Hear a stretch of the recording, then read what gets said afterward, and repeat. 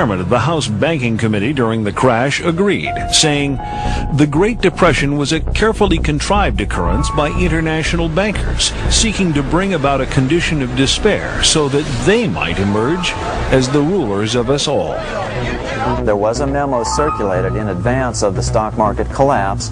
All the big guys, or the insiders, let's say, got out of the stock market during that 4-year period. They all got out. They were cash heavy when the market crashed. They were able to buy up major corporations for pennies on the dollar.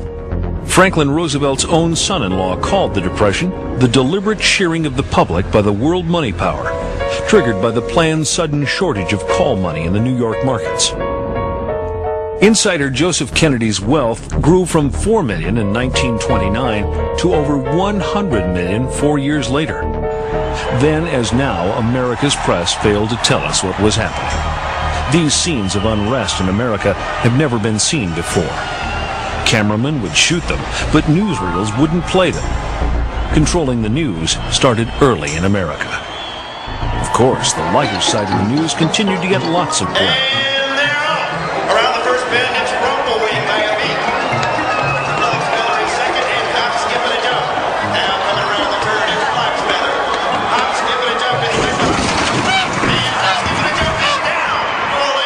Fortunately, populists from President Andrew Jackson to William Jennings Bryan to Father Charles Coughlin were courageous enough to speak the truth.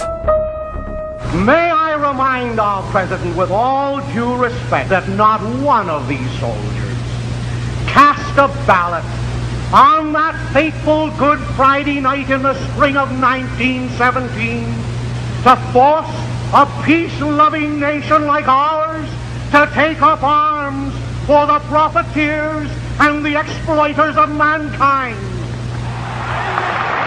And during the Depression, no one was more dangerous to the banking interests than Huey Long. We've tried the Republican Party, we've tried the Democratic Party, then we've gone back and tried the Republican Party, and now we're back trying the Democratic Party. And unfortunately, whenever we get into power with either one of these parties, we find that the one crying need of our people, the redistribution of wealth, so that none would be too poor and none would be too rich, is always neglected by the party that is in power. How many men ever went to a barbecue and would let one man take off the table what's intended for 9/10 of the people to eat? The only way you'll ever be able to feed the balance of the people is to make that man come back and bring back some of that grub he ain't got no business with. But assassination as a tool of political policy was nothing new to this crowd.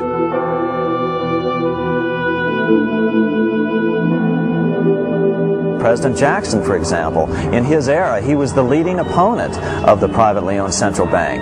Well, what happened to him was an assassin who was connected to international bankers, it was later found out, got right up to Jackson, stuck 2 pistols in his belly, fired both at the same time, both misfired.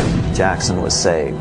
And interestingly enough, even though history books don't spend much time dwelling on this bank problem, Jackson himself numbered this as his leading accomplishment. In fact, on his tombstone, do you know what's on it? It's "I killed the bank." Someone changes the rules. Going back to the American Civil War, Germany's Chancellor Otto von Bismarck declared, "The division of the United States was decided by the high financial powers of Europe." They were afraid that the U.S. would upset their financial domination over the world. They saw tremendous booty if they could substitute 2 feeble democracies burdened with debt to the financiers in place of the vigorous republic sufficient unto herself. Abraham Lincoln realized this, and so stood firmly for preservation of the Union. But Lincoln needed money to win, lots of it. He went to the Wall Street bankers who wanted 36% interest per annum. Honest Abe chose a less expensive alternative, choosing to have Congress issue the money. The bills were called greenbacks, and they weren't backed by gold, only by the full faith and credit of the United States. With Congress issuing the money, not 1 penny of interest was paid to private bankers. The assassination of Lincoln was related to the bankers wanting control of the money. The same thing went for John Kennedy, that he was planning to reintroduce the U.S. notes rather than Federal Reserve notes. And of course we go back to the Constitution of the United States, which provides that the Congress shall coin the money, the currency, and regulate the value thereof. If you go out and ask the average person on the street who issues the money, they'll say the government issues the money. That's why the lie works, because people know intuitively that the government should issue the money. Well, the Federal Reserve is neither federal and has doubtful reserves. You will not find the Federal Reserve in the blue pages of government in any phone book. You will find it in the business pages next to Federal Express. Congressman Louis McFadden fought the Fed to his last breath. He once called it a superstate controlled by international bankers and international industrialists acting together to enslave the world for their own pleasure. 2 attempts were made on his life, one from a man wielding 2 pistols, both shots missed, and the second from a poisoning attempt, but fortunately there was a doctor on hand to pump his stomach. Of course, a conspiracy powerful enough to cause both world wars and the Great Depression would have to have a clubhouse somewhere, if only to split up the cash. It turns out they do. If you haven't heard of the Bilderbergers, it's for one reason only. They haven't wanted you to. At their annual closed-door meetings, no outsiders are allowed even close to the building. Here are gathered the most powerful individuals of the Western world, united regularly at club meetings. Yet nothing is reported by the New York Times, the Washington Post, or the LA Times.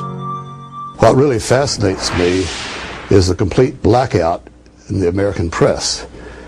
For more than 20 years, I've gone down to the press club every day. I check the wires in their library, mingle with other paper boys, and I ask them the question many times, why, when if 120 film stars or 120 NFL football players met behind locked and guarded doors at a remote location for 3 days, you'd try very hard to penetrate and find out what those movie stars or football players are doing. Well, I have no curiosity at all when 120 of the world's most powerful financial leaders and political leaders meet for 3 days in a remote location behind armed guards in a complete blackout. Well, I have no curiosity.